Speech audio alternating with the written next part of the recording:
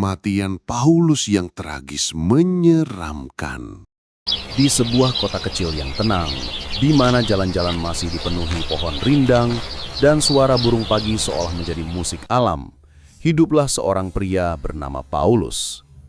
Usianya menginjak 35 tahun, sosok sederhana yang dikenal ramah, penuh senyum dan selalu menyapa siapapun tanpa pandang bulu. Paulus bukan orang yang bergelimang harta. Hidupnya biasa saja, bekerja sebagai pengrajin kayu di bengkel kecil peninggalan ayahnya. Tetapi bagi banyak orang, Paulus justru punya sesuatu yang lebih berharga daripada uang, hati yang tulus. Ia sering menolong tetangga, memperbaiki kursi reo tanpa meminta bayaran, atau sekedar membantu mengangkat air ketika ada hajatan. Masyarakat mengenalnya sebagai pribadi yang rendah hati. Bahkan, anak-anak kecil di kampung kerap memanggilnya dengan penuh sayang. Karena Paulus sering membuat mainan kayu sederhana, lalu memberikannya secara cuma-cuma. Ada yang menyebutnya aneh. Ada pula yang menganggapnya terlalu polos. Tetapi satu hal yang tak bisa dipungkiri. Kehadiran Paulus membawa rasa aman. Namun, di balik senyum dan kebaikan itu, ada sesuatu yang jarang orang tahu. Malam-malam Paulus sering ia habiskan sendirian di bengkel, bukan hanya untuk bekerja, tapi juga untuk merenung. Sesekali, ia menatap keluar jendela, menatap langit malam seakan ada beban berat yang ia simpan jauh di dasar hatinya. Ia pernah berbisik pada dirinya sendiri, kalau saja masa lalu itu bisa kuubah. Tapi kalimat itu selalu terputus oleh desahan panjang. Hari-hari berjalan damai, seolah tak ada yang perlu dikhawatirkan. Paulus menjadi sosok yang dipercayai semua orang. Ia sering duduk di beranda rumah tetangga, berbincang ringan tentang kehidupan, atau ikut membantu di ladang ketika musim panen tiba. Semuanya berjalan begitu wajar, begitu manusiawi. Namun di balik ketenangan itu, sebenarnya ada bayangan kelam yang diam-diam mendekat. Tanda-tanda kecil mulai muncul, meski tak ada seorang pun yang benar-benar menyadarinya. Seekor burung hitam sering hinggap di atap bengkel kayu Paulus, memandanginya lama seolah membawa pesan misterius. Angin malam terasa lebih dingin dari biasanya, menembus celah-celah dinding rumah tuanya. Bahkan Paulus sendiri mulai merasa ada sesuatu yang perlahan mendekat, sesuatu yang ia sendiri tidak tahu apakah itu kebaikan atau justru sebuah ancaman. Dan begitulah cerita ini dimulai. Tentang seorang pria yang hidupnya penuh ketulusan, tapi takdir telah menulis jalan yang berbeda untuknya. Jalan yang kelak akan membawa kita menyaksikan bagaimana kehidupan yang damai bisa berubah menjadi kisah tragis yang menyeramkan. Paulus belum tahu apa yang menunggunya. Yang ia tahu, malam-malam sunyi itu kini semakin sering terasa berat. Dan disitulah babak awal perjalanan hidupnya dimulai. Malam itu, ketika Paulus tengah duduk di bangku kayu bengkel tuanya, suara ketukan pelan terdengar dari pintu depan. Awalnya ia mengira hanya angin, namun suara itu berulang, ritmis, seakan ada seseorang yang sengaja mengetuk tanpa niat untuk masuk. Dengan langkah hati-hati, Paulus membuka pintu. Tidak ada siapapun di sana, hanya angin malam yang menusuk kulit dan dedaunan kering yang berterbangan di tanah. Tapi di lantai depan, ada sesuatu, sehelai kertas kusut, entah dari mana asalnya. Paulus memungutnya, membukanya perlahan. Tulisan di atasnya tidak rapi, seperti tergesa-gesa. Apa yang kau sembunyikan tidak akan selamanya terkubur. Malam akan menagih jawabanmu. Paulus terdiam, napasnya tercekat. Kata-kata itu seakan menusuk batinnya. Siapa yang menulis pesan itu? Apa maksudnya? Ia menatap ke sekeliling, tapi tak ada seorang pun. Hanya bayangan pohon di kejauhan yang bergoyang diterpa angin. Esokan harinya, Paulus mencoba bersikap biasa. Ia tetap bekerja, tetap menyapa tetangga, tetap membantu orang. Namun pikirannya tak pernah lepas dari pesan misterius itu. Dan ternyata keanehan tidak berhenti di situ. Beberapa orang mulai memandanginya dengan tatapan berbeda. Seorang tetangga tua yang biasanya ramah, kini terlihat ragu ketika Paulus mendekat. Anak-anak yang dulu sering berlari menyambutnya, kini menjauh dengan alasan tak jelas. Seolah-olah ada sesuatu yang mereka dengar, sesuatu yang membuat mereka pelan-pelan menjaga jarak. Di sebuah sore, saat ia membantu memperbaiki pagar rumah seorang tetangga, ia mendengar bisikan lirih dari dua ibu-ibu yang lewat. Katanya, dia menyembunyikan sesuatu. Benarkah? Jangan-jangan itu sebabnya dia sering sendirian malam-malam. Paulus menghentikan pekerjaannya sejenak. Tangannya bergetar. Ia ingin menegur, tapi kata-kata itu membuatnya terpaku. Apa benar desas-desus itu tentang dirinya? Bagaimana bisa orang-orang tiba-tiba berprasangka? Hari demi hari, rasa damai di desa itu berubah jadi bisikan-bisikan samar yang menusuk telinga Paulus. Ia merasa seolah dunia yang dulu memeluknya hangat, kini perlahan menjauh. Yang paling menyakitkan, seorang sahabat lamanya pun ikut menghindar. Tak lagi menemuinya di bengkel, tak lagi mengajaknya bicara. Malam-malam, Paulus semakin berat. Ia duduk sendirian. Lampu minyak di bengkel berkedip seakan ikut gelisah. Pesan misterius di kertas itu ia simpan. Namun setiap kali ia menatapnya, dadanya semakin sesak. Ada rahasia masa lalu yang ia coba kubur, tetapi kini seakan digali kembali oleh tangan tak terlihat. Dan malam itu, burung hitam kembali hinggap di atap bengkel. Matanya menatap Paulus lama, terlalu lama. Paulus menutup wajahnya dengan kedua tangan. Untuk pertama kalinya dalam hidupnya, ia merasa benar-benar terasing di tempat yang selama ini ia sebut rumah. Hari-hari berikutnya menjadi semakin berat. Setiap langkahnya di jalan desa seolah diawasi. Tatapan mata yang dulu penuh kehangatan, kini berubah menjadi sorot curiga. Anak-anak yang biasanya berlarian sambil memanggil namanya, kini hanya bersembunyi di balik pintu, memandanginya tanpa suara. Paulus merasakan sesuatu yang tak bisa ia lawan, pengasingan perlahan-lahan. Ia mencoba mengabaikan, meyakinkan diri bahwa ini hanya prasangka sesaat, namun bisikan-bisikan itu semakin jelas. Suatu sore, ketika ia berjalan melewati warung kecil di ujung desa, ia mendengar seorang lelaki berbisik dengan nada tajam. Orang sebaik itu tidak mungkin tanpa alasan. Siapa tahu semua kebaikannya hanya topeng. Kalimat itu menghantam jiwanya. Paulus berhenti sejenak, menunduk, lalu melanjutkan langkah. Hatinya memberontak, ingin berteriak bahwa ia tidak menyembunyikan apapun. Tapi justru di sanalah luka batin mulai terbuka kembali. Masa lalu yang berusaha ia lupakan perlahan muncul menghantui. Malam-malam sunyi kembali menjadi saksi. Di bengkel kayu, Paulus sering terduduk lemah di kursinya, memandang potongan kayu yang tak lagi ia sentuh. Lampu minyak berkedip seolah ikut menyoroti wajahnya yang pucat. Dalam keheningan itu, ia mulai berbicara pada dirinya sendiri. Mungkin inilah balasan. Apa yang pernah kulakukan dulu, kini mencariku kembali. Rahasia yang ia kubur selama bertahun-tahun ternyata tak pernah benar-benar hilang. Ada masa lalu yang kelam, sebuah peristiwa yang membuat Paulus memilih jalan sunyi. Ia pernah menyakiti seseorang tanpa sengaja, membuat hidup orang lain hancur, dan rasa bersalah itu ia pikul sendiri. Bertahun-tahun ia menutupi, berharap dengan kebaikan ia bisa menebus dosa itu.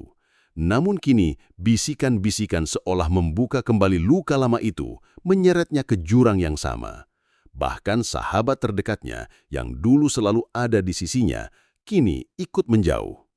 Paulus pernah mencoba mendatangi rumah sahabat itu. Ia mengetuk pintu dengan hati penuh harap, tapi dari dalam hanya terdengar jawaban singkat dingin. "Maaf, aku sedang sibuk. Jangan datang lagi untuk sementara." Kalimat itu menghancurkan hatinya lebih daripada apapun. Sejak malam itu, Paulus memutuskan satu hal. Ia tidak bisa hanya berdiam diri. Ia harus menemukan siapa yang menyebarkan rumor, siapa yang menulis pesan misterius itu, dan mengapa semua ini terjadi sekarang.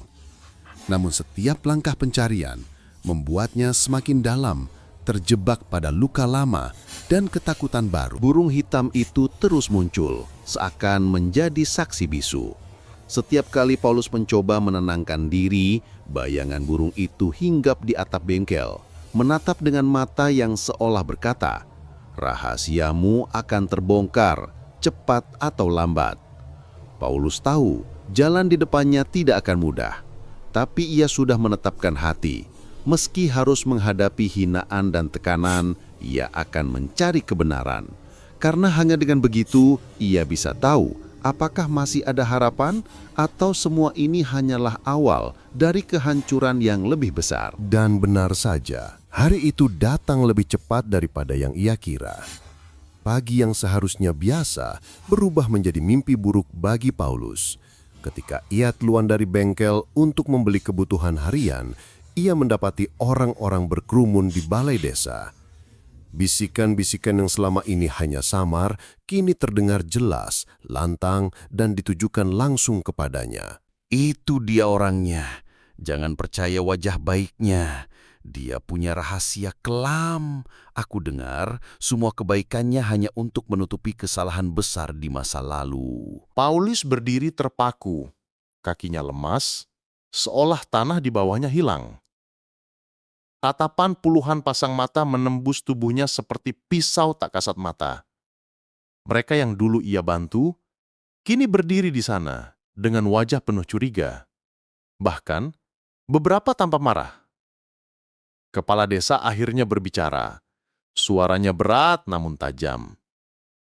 "Paulus, selama ini kami menganggapmu bagian dari desa ini. Tapi belakangan, terlalu banyak cerita yang membuat kami resah. Ada yang bilang, kau menyembunyikan sesuatu. Apa benar?" Suasana hening. Semua mata menunggu jawabannya. Paulus membuka mulut, tapi suaranya tercekat.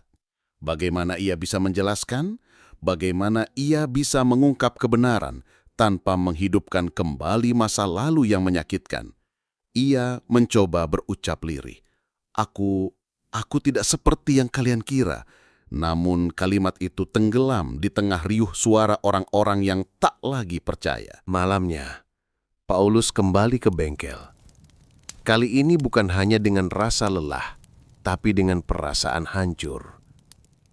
Ia menyalakan lampu minyak, duduk sendirian di kursi kayu, menatap dinding kosong. Kata-kata orang-orang tadi terus terngiang, menekan dadanya. Ia merasa semua usahanya sia-sia. Semua kebaikan yang ia tabur kini hilang begitu saja. Tangannya gemetar ketika ia mengambil kertas misterius yang dulu ia simpan. Pesan itu kini terasa seperti vonis. "Apa yang kau sembunyikan tidak akan selamanya terkubur.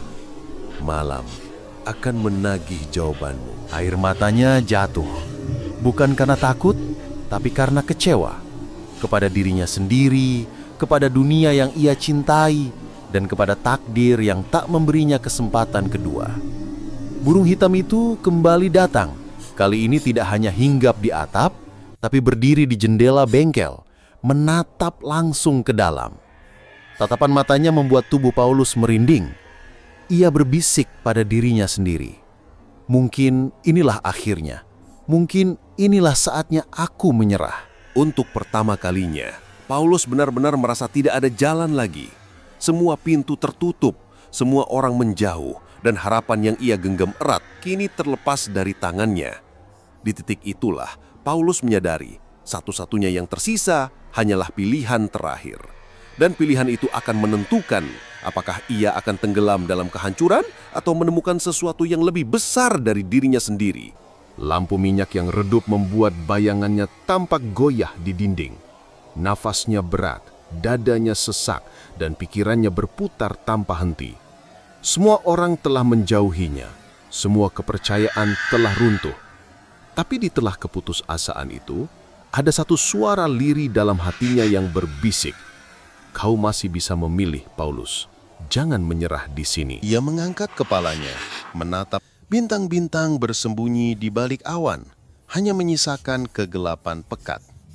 Namun, justru disitulah Paulus merasakan sesuatu, seakan Tuhan sedang menantinya, menunggu keberanian terakhir yang bisa ia tunjukkan. Hingga suatu hari, dengan tangan gemetar, Paulus mengambil sepotong kayu dan mulai memahat. Bukan untuk menjual, bukan untuk memberi, tapi untuk dirinya sendiri. Ia ingin meninggalkan sesuatu yang jujur, sesuatu yang murni dari hatinya. Malam demi malam ia bekerja, memahat tanpa henti, meski tubuhnya lelah dan pikirannya penuh luka. Orang-orang desa melihatnya semakin jarang keluar. Mereka hanya mendengar bunyi ketukan kayu dari dalam bengkel. Sebagian menganggap ia sudah gila, sebagian lagi merasa itu hanya caranya melarikan diri. Tapi Paulus tidak peduli. Baginya inilah satu-satunya cara untuk bertahan, menuangkan luka, penyesalan, dan harapan terakhir ke dalam kayu yang ia bentuk. Hingga suatu hari, ia membawa hasil karyanya keluar. Sebuah salib kayu sederhana, tanpa ukiran mewah, hanya polos namun kokoh. Ia memegangnya erat, lalu melangkah ke tengah desa. Orang-orang terkejut melihatnya. Dengan suara lirih tapi tegas, Paulus berkata, "Selama ini, aku menutupi masa lalu. Aku pernah membuat kesalahan besar. Aku pernah menjatuhkan hidup orang lain tanpa sengaja, dan aku menanggung penyesalan itu sendiri. Tapi, aku tidak lagi bisa bersembunyi. Jika kalian ingin membenciku, lakukanlah. Jika kalian ingin mengusirku, aku menerimanya. Tapi aku ingin kalian tahu satu hal. Aku tidak pernah berhenti mencintai desa ini, dan aku tidak pernah berniat jahat pada siapapun." Suasana hening. Tak ada yang langsung menjawab. Hanya suara angin yang lewat di antara rumah-rumah. Sebagian warga menunduk, sebagian lagi menatap dengan tatapan rumit antara marah, ragu, dan iba. Paulus menaruh salib kayu itu di tanah lapang desa, lalu berbalik tanpa menunggu jawaban. Ia tahu, mungkin ini bukan akhir yang ia harapkan, tapi setidaknya ia sudah memilih. Ia sudah berjuang dengan satu harapan terakhir, kejujuran. Malamnya, ketika ia kembali ke bengkel, burung hitam itu kembali datang. Tapi kali ini, Paulus menatapnya tanpa takut. Ia tersenyum tipis, meski matanya basah. "Kalau memang ini waktuku," bisiknya, "biarlah aku pergi dengan tenang." Dan malam itu menjadi malam terakhir Paulus terlihat hidup oleh mata penduduk desa. Keesokan paginya, desa dikejutkan oleh keheningan yang tidak biasa. Bengkel kayu Paulus yang biasanya terdengar suara pahatan, kini sunyi total. Beberapa tetangga yang penasaran mendekat, mengetuk pintu, tapi tak ada jawaban. Ketika mereka akhirnya membuka, mereka menemukan Paulus terbaring di kursi kayu kesayangannya. Wajahnya damai, seakan tertidur setelah perjalanan panjang. Di sampingnya, lampu minyak telah padam, hanya menyisakan asap tipis. Dan di meja kerja, terdapat ukiran kayu kecil berbentuk hati dengan tulisan sederhana yang digoreskan dengan tangannya sendiri. "Maafkan aku." Desa terdiam. Tak ada yang bersuara, hanya udara pagi yang terasa begitu berat. Orang-orang yang dulu mencurigainya, kini berdiri dengan wajah menyesal. Ada yang menunduk, ada yang menitikkan air mata, ada pula yang hanya mampu menggenggam dadanya erat, menahan rasa bersalah. Kepala desa yang dulu menuduhnya dengan tajam, kini berkata lirih, hampir tak terdengar. Kita terlalu cepat menghakiminya, terlalu cepat menutup mata dari semua kebaikan yang sudah ia berikan. Burung hitam itu, yang selama ini selalu menjadi pertanda misterius, hinggap di jendela bengkel sekali lagi. Kali ini, ia hanya diam sebentar, lalu terbang tinggi meninggalkan desa, seakan menandai bahwa kisah Paulus sudah benar-benar usai. Hari-hari setelah kepergian Paulus, desa tidak pernah sama lagi. Warga yang dulu mudah berprasangka, kini mulai belajar berhati-hati dengan kata-kata mereka. Mereka menyadari bahwa kebaikan tidak bisa dihapus hanya karena rumor, dan kesalahan masa lalu tidak bisa selamanya dijadikan vonis untuk menutup pintu kasih sayang. Salib kayu yang pernah diletakkan Paulus di tanah lapang, kini berdiri tegak setelah warga bersama-sama menancapkannya kembali. Bukan sebagai tanda aib, tapi sebagai pengingat. Anak-anak bertanya pada orang tua mereka tentang arti salib itu, dan dengan lirih para orang tua menjawab, itu adalah warisan seorang pria bernama Paulus yang mengajarkan kita bahwa kejujuran dan ketulusan adalah hal paling berharga, meski dunia tidak selalu memahaminya. Dan begitulah, kisah Paulus berakhir dengan tragis, namun menyisakan jejak yang abadi. Ia datang sebagai sosok sederhana yang penuh kasih, pergi dalam kesendirian yang menyeramkan, namun meninggalkan pelajaran besar bagi semua yang ditinggalkan, bahwa manusia bukanlah tentang masa lalu yang kelam, melainkan tentang keberanian untuk jujur, mencintai, dan tetap memilih kebaikan sampai akhir.